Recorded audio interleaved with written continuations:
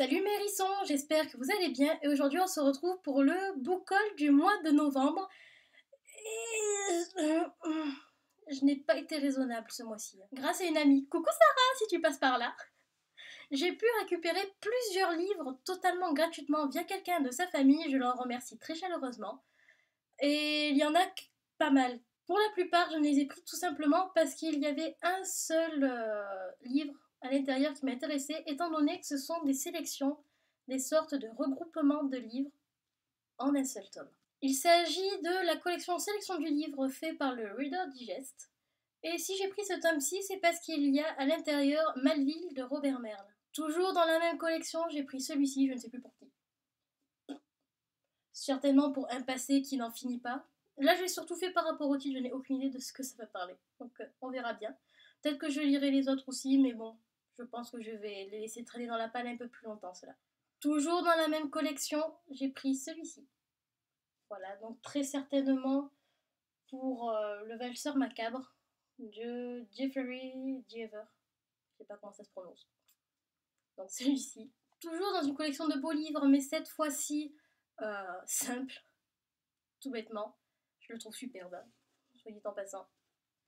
Donc j'ai pris celui-ci et il s'agit de Sang et Lumière de Joseph Perret, toujours aux éditions France Loisirs, je crois. J'ai ensuite pris celui-ci, donc là je n'ai pas mis les jaquettes parce que je trouve les jaquettes absolument immondes. Voilà, on va se le dire. Les livres à jaquettes, je trouve pas ça bien, surtout quand il y a des choses comme ça en dessous. C'est donc Quand j'avais 5 ans, je m'ai tué de Howard Button. J'en ai entendu beaucoup de bien, beaucoup m'ont dit que c'était une histoire assez triste. Mais ça m'intrigue assez. Déjà rien que le titre m'intrigue, donc on verra bien. Donc toujours chez France Loisirs et dans cette collection-ci, j'ai pris Un cri dans la nuit de Mary Higgins Clark, dont j'entends beaucoup de bien, ne serait-ce qu'au niveau de l'auteur, donc on verra bien. Toujours en récupération, j'ai pu acquérir Rebelle de Anna Goberstein, donc toujours aux éditions France Loisirs. Que serait un mois de novembre sans passer au moins une fois chez son bouquiniste? Je n'aurais jamais dû passer. Après l'avoir vu sur la chaîne de Steven, donc de la chaîne Steven's Book, j'ai décidé de prendre L'origine du monde de Philippe Leroy aux éditions Cherche Midi. Lui, je me rappelle qu'il ne l'avait pas vraiment apprécié parce que les tripes religieuses n'est pas franchement son dada, mais tout ce tatouin autour justement de la religion, des origines du monde et tout ça, ça m'intrigue beaucoup et comme je suis curieuse de nature, je me suis dit pourquoi pas, donc le voici maintenant dans ma palle qui explose, littéralement. Toujours chez mon bouquiniste, j'ai acquis le premier tome de la saison Half Bad de Sally Green aux éditions de Milan. Je l'ai beaucoup vu passer sur la blogo quand il est sorti avec sa suite. J'ai vu beaucoup d'avis positifs, quelques avis négatifs aussi. Je n'ai jamais lu le résumé, je ne sais absolument pas de quoi ça va parler. Mais après tout le tintouin qu'il a fait, je voulais me faire ma propre idée. Puis je trouve la couverture assez intéressante, assez intrigante, assez esthétique, même si elle fait un peu flipper. Donc on verra très bien ce que ça donnera, étant donné que je pense que... Ouais, c'est écrit gros. Perfect, la fille qui voit rien du tout et qui se demande si elle va pouvoir le lire sans s'arracher les yeux. J'ai aussi pris Si c'est un homme de Primo Levi aux éditions Pocket par pure curiosité par rapport à la période. La période de la Seconde Guerre mondiale et tout ce qu'il y a eu autour de l'Holocauste, autour de l'extermination des Juifs est quelque chose qui m'intéresse beaucoup et m'interpelle beaucoup parce que je me demande comment est-ce qu'on a pu en arriver à de telles extrémités et qu'est-ce qui s'est réellement passé. Je pense que c'est pour ça que j'ai eu un coup de cœur énorme pour La mort et mon métier de Robert Merle. Je vous mettrai le lien de ma chronique en barre d'infos. J'ai donc pris celui-ci de Primo Levi car apparemment c'est un témoignage extrêmement poignant, parfois peut-être même dur à lire sur la vie dans les camps. Quelque chose qui m'intéresse réellement beaucoup par curiosité tant humaine qu'historique. Donc à voir, même si je pense pas que je vais me le faire d'ici quelques jours non plus, mais je pense que dans l'année à venir, il va y passer.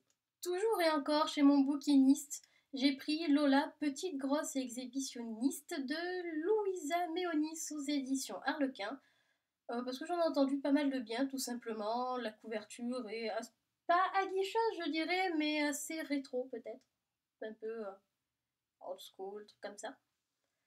Et tout simplement parce que il y en a beaucoup qui ont aimé, et apparemment ça a l'air un petit peu d'être dans le même ordre que Hot Love Challenge, que j'avais pas mal aimé. Donc pour une petite lecture sympa, sans prise de tête, après un bon gros thriller qui va bien me faire flipper, je pense que ça sera très bien. Dans cette section-ci, vous allez pouvoir voir l'étendue de ma faiblesse, étant donné que je suis passée chez une librairie, donc la librairie Goulard sur Aix-en-Provence, au départ pour prendre seulement le premier tome de Rouge Rubis de Kirsten Gir aux éditions Milan dans la collection Macadam, que j'ai lu et qui fera l'objet de notre premier live avec Steven de la chaîne Steven Book et avec Marie de la chaîne Lecture Rousse, donc le 18 décembre 2015 à 20h30, en live sur YouTube, donc on vous attend nombreux. C'était le moment pub. Donc je l'ai lu, je l'ai beaucoup aimé, même si le début m'a laissé un petit peu bof bof, parce que j'ai trouvé le style un petit peu trop enfantin. Mais c'est quelque chose qui se corrige par la suite, et donc tant mieux. Donc comme je vous l'ai dit, je n'étais censée prendre que ce livre-là, sauf que ce livre était dans le rayon jeunesse, young adulte, et que c'est ce que je lis le plus et ce que j'aime le plus lire.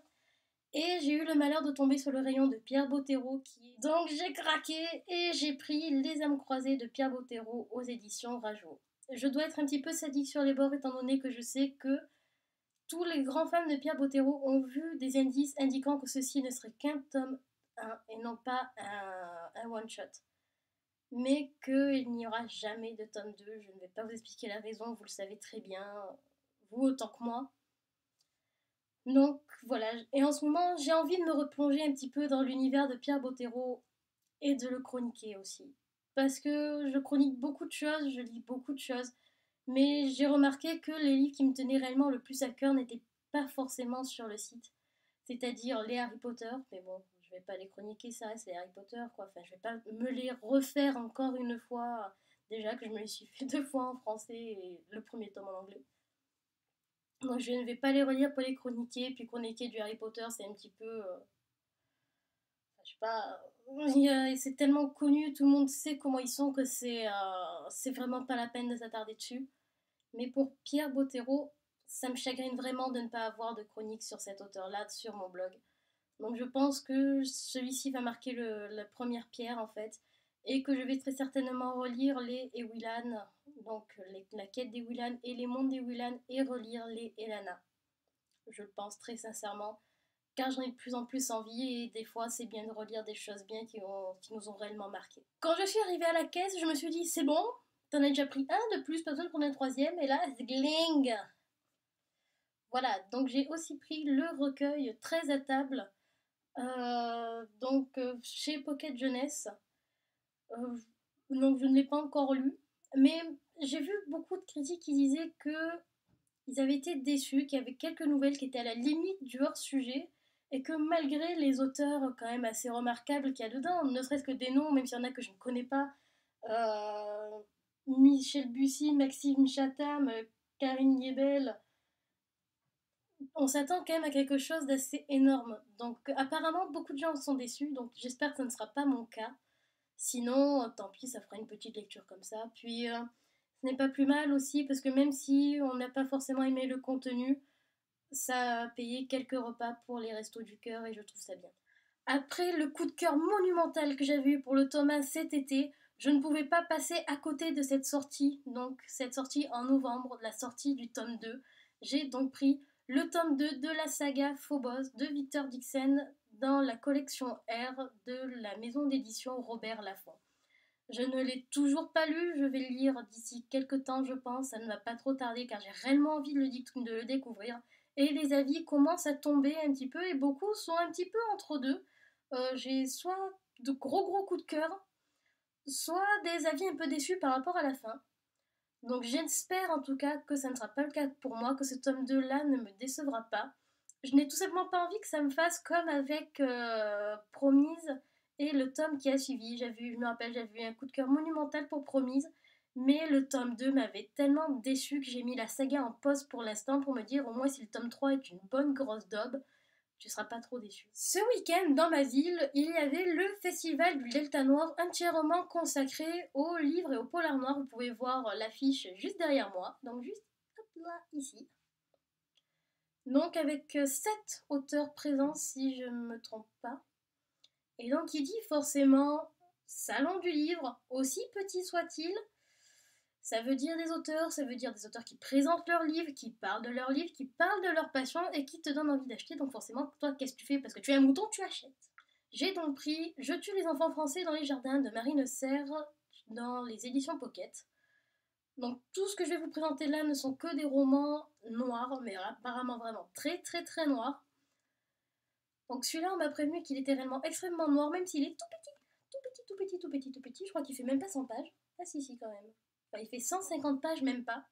Il est tout petit, on m'a prévenu qu'il serait extrêmement noir. Donc on verra bien. Et l'avantage du coup d'avoir pu rencontrer les auteurs même, c'est que dans tous les livres là, j'ai ma dédicace. Toujours de Marine Serre, j'ai pris Prendre les lits aux éditions du Fleuve Noir. J'ai aussi pris Une nuit trop douce pour mourir de Maurice Guéran aux éditions Gigale Polar. Enfin, dernier auteur à qui j'ai pris des livres ce jour-ci, j'ai donc pris On ne s'endort jamais seul de René Frély aux éditions Folio, ainsi que toujours du même auteur, Sous la ville rouge, toujours aux éditions Folio et toujours par René Frély. Voilà, c'est tout pour ce mois-ci, enfin tout. Il y en a quand même 20, hein. Mais donc voilà, c'est tout ce que j'ai pris pour ce mois-ci. On va être beaucoup plus raisonnable pour les mois à venir, n'est-ce pas? Hein, ma palle est en train d'exploser, je crois qu'elle est vers 43, quelque chose comme ça. Je sais qu'il y en a qui en ont des beaucoup plus grosses, mais sachez que dans ma palle, je ne compte pas mes acquisitions numériques. Si je compte en plus tous ceux que j'ai en version numérique dans ma palle, je vais pas terminer. Donc voilà, j'espère que ce book haul vous aura plu. N'hésitez pas, si vous avez lu ou bien que vous avez envie de découvrir un de ces livres-là, n'hésitez pas à me le faire savoir dans les commentaires. Et on se dit à la prochaine. Ciao ciao!